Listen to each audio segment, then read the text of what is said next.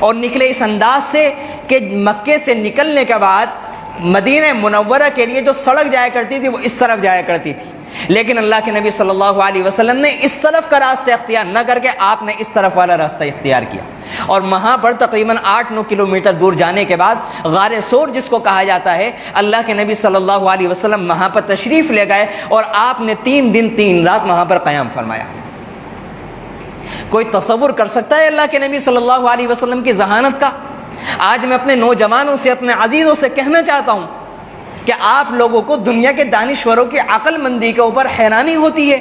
آپ ان کے عقلوں کی تعریف کرتے ہیں۔ ذرا پڑھیں واقعہ ہجرت اللہ کے نبی صلی اللہ علیہ وسلم کا، ذرا دیکھیں اللہ کے نبی صلی اللہ علیہ وسلم کی سنتوں کو، ذرا پڑھیں اللہ کے نبی صلی اللہ علیہ وسلم کے احادیث۔ دنیا کے سائنسداں آج تک ان باتوں کی تحقیق کر بھی نہیں سکے جن باتوں کی تحقیقات اللہ کے نبی صلی اللہ علیہ وسلم نے بغیر یہ کہے کہ یہ ایسی تحقیق ہے، اس کے اندر یہ حکمتیں ہیں جو اللہ کے نبی صلی اللہ علیہ وسلم نے اپنی پیاری امت کے حوالے کر دی۔ تحقیق تو آج ہو رہی ہے۔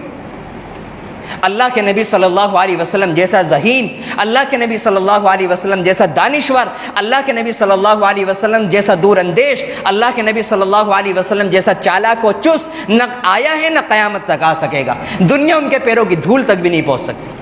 جیسا کہ اللہ کے نبی صلی اللہ علیہ وسلم خوبصورتی میں بے مثال تھے، جیسا کہ آپ نبوت میں بے مثال ہیں، ایسے ہی اللہ کے نبی صلی اللہ علیہ وسلم اپنی ذہانت میں، اپنی تحقیقات میں، اپنی فکروں کے اندر ہر اعتبار سے اللہ کے نبی صلی اللہ علیہ وسلم بے مثال ہیں۔ آپ کی نہ نظیر آج تک کوئی پیش کر سکا، نہ قیامت تک پیش کر سکے گا۔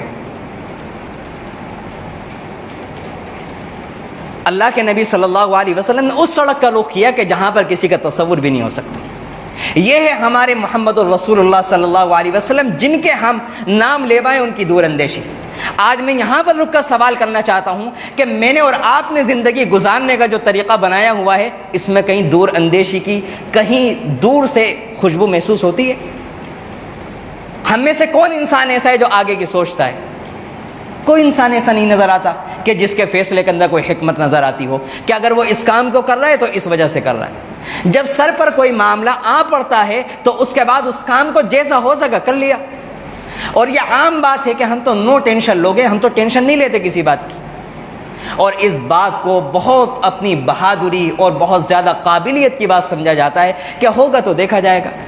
کچھ نہیں دیکھا جاتا۔ اللہ کے نبی صلی اللہ علیہ وسلم سے ہمیں سیکھنا پڑے گا۔ ہجرت کا واقعہ سبق دے رہا ہے کہ مسلمان بے وقوف نہیں ہے، مسلمان تو بہت بڑا دور اندیش، بہت بڑا مصلحت شناس، ہر کام کو، ہر قدم کو پھونک پھونک کر رکھنے والا، ہر کام کے انجام کی فکر کرنے والا، ہر کام کے اچھے برے پر نظر رکھنے والا، ہر کام کے کھرے کھوٹے سے واقفیت رکھنے والا مسلمان ایسا ہوا کرتا ہے۔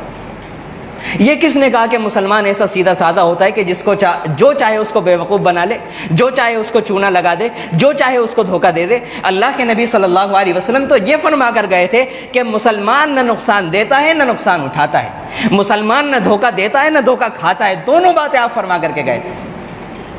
بہرحال اللہ کے نبی صلی اللہ علیہ وسلم کی دور اندیش یہ واقعہ بتاتا ہے۔ اس موقع پر پھر اللہ کے نبی صلی اللہ علیہ وسلم 3 دن 3 راتوں کے بعد نکلے۔ اس واقعے کا ایک جز اور بیان کر کے مجھے اپنی بات کو ختم کرنا ہے۔ جیسا کہ میں نے شروع میں کیا تھا، پورا واقعے کا اتنے سے مختصر سے وقت کے اندر احاطہ نہیں ہو سکتا، مجھے تو ایک جز یہ بیان کرنا تھا دور اندیشی کے اوپر، اور ایک جز اور بیان کرنا ہے کہ جب اللہ کے نبی صلی اللہ علیہ وسلم چلے جا رہے تھے، راستے میں ایک شخص جو اس وقت تک کافر تھے اور بعد میں چل کر مسلمان ہوئے، جن کو حضرت سراقہ کہا جاتا ہے،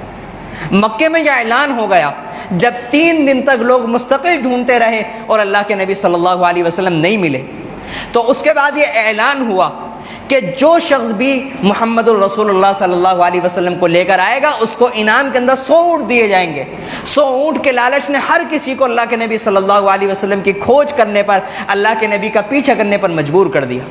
اور من جملہ ان تمام لوگوں کے ایک حضرت سراقہ بھی تھے۔ یہ اللہ کے نبی صلی اللہ علیہ وسلم کا پیچھا کرتے کرتے ایک جگہ پر پہنچے کہ جہاں پر انہیں اللہ کے نبی صلی اللہ علیہ وسلم اور حضرت ابوبکر صدیق رضی اللہ عنہ نظر آنے لگے۔ حضرت ابوبکر صدیق رضی اللہ عنہ کو اللہ کے نبی کی جان کا غم ہوا کہ اللہ کے نبی صلی اللہ علیہ وسلم کو اللہ نہ کرے کچھ ہو نہ جائے۔ اللہ کے نبی صلی اللہ علیہ وسلم، روایتوں میں آتا ہے کہ کوئی توجہ ہی نہیں کرتے تھے، آپ کو کوئی فکر ہی نہیں ہوتی تھی۔ وجہ وجہ یہ تھی کہ ان کا اللہ کی ذات پر مکمل بھروسہ تھا کہ میں نے اپنی زندگی دین کے ساتھ جوڑی ہوئی ہے، اور جو انسان دین کے ساتھ اپنی زندگی کو جوڑ لیتا ہے اس کی جان، اس کی مال، اس کی اولاد، اس کی عزت، اس کی ہر چیز کی حفاظت کی ذمہ داری اللہ رب العزت کے ذمے میں آ جاتی ہے، اور اللہ سے بڑھ کر کسی کی حفاظت نہیں ہوتی۔ جس بندے کی حفاظت کی ذمہ داری اللہ رب العزت خود لے لیں، کوئی انسان بھلا اس کا کچھ بگاڑ سکتا ہے؟ چنانچہ جب سراقہ قریب ہوئے تو ان کا گھوڑا پنڈلیوں تک آدھے پیر اس کے زمین کے اندر دھس گئے اور یہ اپنے گھوڑے سے گرے، اور اس وقت کے مطابق انہوں نے تیر نکالے۔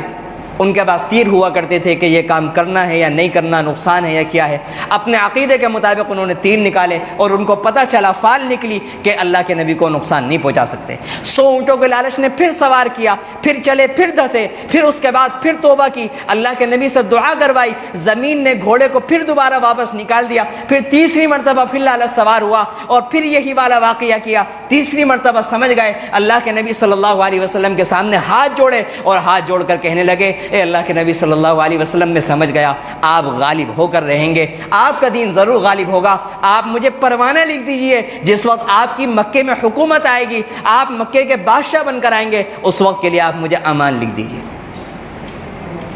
اللہ کے نبی صلی اللہ علیہ وسلم اس وقت جب اپنی جان کے لالے پڑے ہوئے ہیں، مکے کی سرزمین میں نہ آپ رہ سکتے ہیں، نہ آپ کا کوئی صحابی اور آپ کا کوئی ساتھی رہ سکتا ہے، اس وقت اللہ کے نبی صلی اللہ علیہ وسلم فرماتے ہیں کہ سراقہ، اس وقت تمہارا کیا حال ہوگا جب کسریٰ کے کنگن تمہارے ہاتھوں میں ہوں گے۔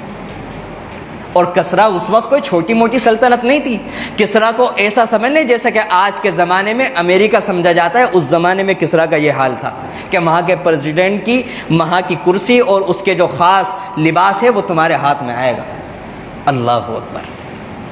حال یہ ہے کہ مکے سے آپ کو جانا پڑ رہا ہے، چھپ چھپ کر جانا ہے، اور اللہ کی ذات پر اتنا کامل یقین ہے کہ اس وقت ایران کا بادشاہ کسریٰ کے کنگن یہ کہتے ہیں میں تمہارے ہاتھوں کے اندر دیکھ رہا ہوں۔ اور خدا کی قسم ایسا ہوا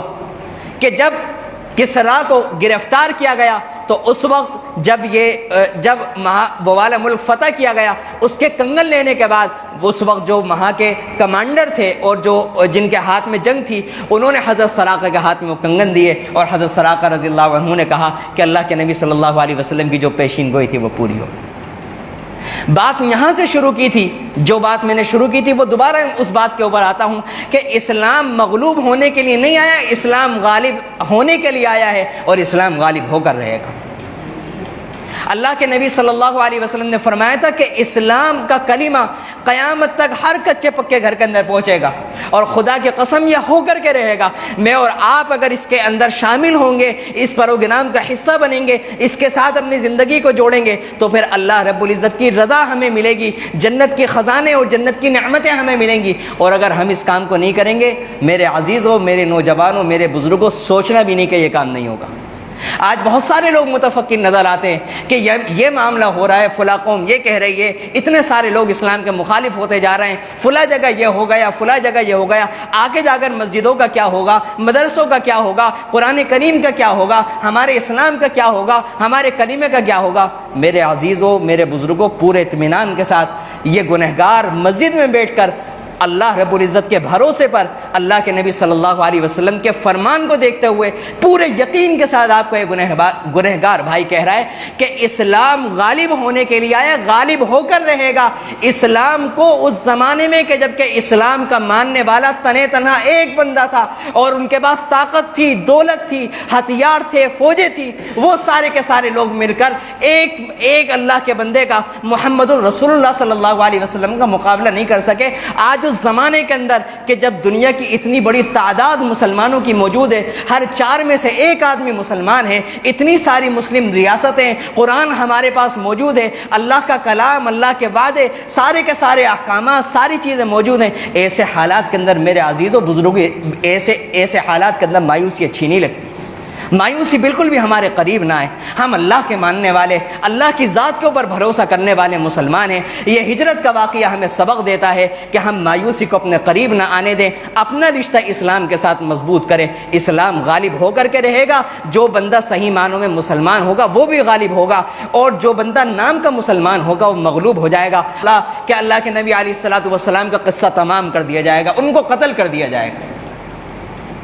حضرت جبرائیل علیہ الصلوۃ والسلام نے آ کر واقعہ بیان کیا کہ ایسا معاملہ ہے اور آپ کے قوم کے لوگوں نے یہ ارادہ کر لیا ہے اور اب اللہ کی طرف سے حکم آ گیا، اب آپ کو ہجرت کرنے کی اجازت ہے۔ اس کے بعد رات میں اللہ کے نبی صلی اللہ علیہ وسلم چپکے سے نکلے